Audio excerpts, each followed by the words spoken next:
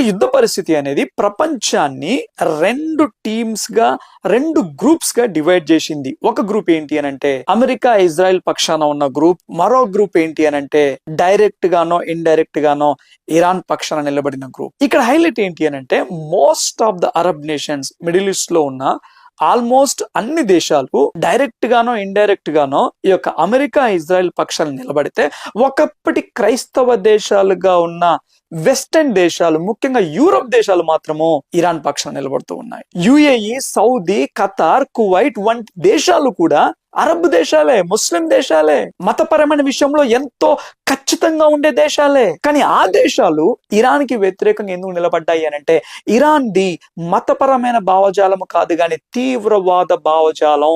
Middle east లో ఉన్న ప్రధానమైన అరబ్ నాయకులు కూడా యూరోప్ దేశాలను హెచ్చరిస్తూ వస్తూ ఉన్నారు. ఐక్యరాజ్య సమితి వేదికగా Spain, France, Italy, Switzerland, Austria వంటి దేశాలు కంప్లీట్ గా వారి యొక్క ఎయిర్ స్పేస్ ని అమెరికా యుద్ధ విమానాలకు కంప్లీట్ గా క్లోజ్ చేయడం జరిగింది. అసలు అమెరికా ఇజ్రాయెల్ ఫైట్ చేసేదే ఒక రకంగా యూరప్ క్షేమం కొరకు కూడా. వాక్యానుసారంగా మనం గమనించినట్లయితే ఈ యుద్ధం ద్వారా ఒక స్పష్టమైన విభజన మనకు కనబడుతూ ఉన్నది.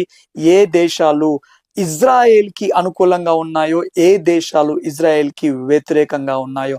మోస్ట్ ఆఫ్ ద వెస్టర్న్ దేశాలు, యూరప్ దేశాలు అన్ని ఇజ్రాయెల్ కి వ్యతిరేకంగా ఉన్నాయి. అంతేకాదు మనం వాక్యంలో గమనించినట్లయితే ఏ దేశాలైతే అంత్యకాలంలో ఇజ్రాయెల్ దేశానికి వ్యతిరేకంగా లేపబడి ఇజ్రాయెల్ దేశాన్ని చిన్నాభిన్నం చేస్తాయో ఆ దేశాల కలయిక మనకు కల్లారా కనబడుతూ ఉన్నది. ఇప్పటి వరకు ఇరాన్ ఇలా నిలబడగలిగింది అని అంటే దాని వెనకాల ప్రధానమైన శక్తి రష్యా. ఇది ఓపెన్ సీక్రెటే. అటు తర్వాత చైనా మనకు ప్రధానంగా కనబడుతూ ఉన్నది. ఇప్పుడు రీసెంట్ గా టర్కీ అయితే ఇజ్రాయెల్ దేశం మీద మిలిటరీ యాక్షన్ కి దిగాల్సిందే అన్నట్టుగా ప్రకటన చేయడం జరిగింది. సో అంత్యకాలంలో ఇజ్రాయెల్ దేశానికి వ్యతిరేకంగా లేపబడే ఆ దేశాల కలయిక, ఆ కోలేషన్ అనేది కన్లారా చూస్తూ ఉన్నాము. శాంతి చర్చలు విఫలమైపోయాయి. ఇప్పుడు ట్రంప్ ఏం చేసినాడు?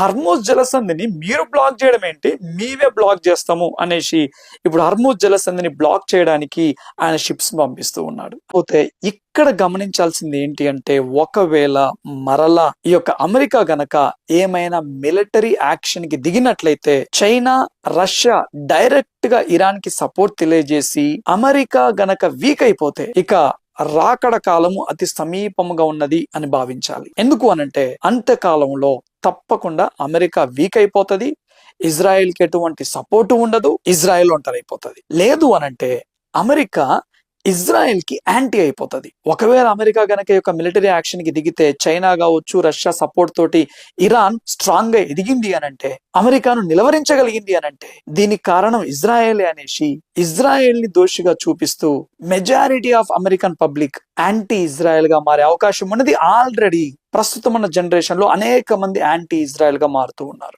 ఆ పరిస్థితి వచ్చింది అనంటే ఇంకా అంతానికి మనం క్లోజ్ గా ఉన్నాము అని భావించాలి. ఒకవేళ నెక్స్ట్ శాంతి చర్చలతో అయినా గానీ, మిలిటరీ యాక్షన్ తో అయినా గానీ ఈ ప్రాబ్లం సద్దు మణిగిన పరిస్థితి ఏర్పడితే మాత్రం దేవుడు మనకింకా కొంత కృపాకాలం ఇచ్చినట్టే అని భావించాలి. సో అంతటి క్లిష్టతరమైన రోజుల్లో మనం ఉన్నాం. మనం ఎవరూ కూడా ఏదో ఈ యొక్క వార్తలను చూస్తూ లౌకిక ఆత్మచేత నింపబడి వారు చెప్పేది వీరు చెప్పేది వింటూ అలా టైం పాస్ చేస్తూ ఉండకుండా వాక్యంలో చెప్పబడినవే కళ్ళ ముందు కనబడుతూ ఉన్నా గానీ కఠినమైన హృదయాన్ని కలిగి ఉండకుండా దేవుని రాకడ కొరకు మనల్ని మనం సిద్ధపరచుకోవాల్సిందిగా ప్రభునామంలో మీ అందరికీ మనవి చేస్తూ ఉన్నాను.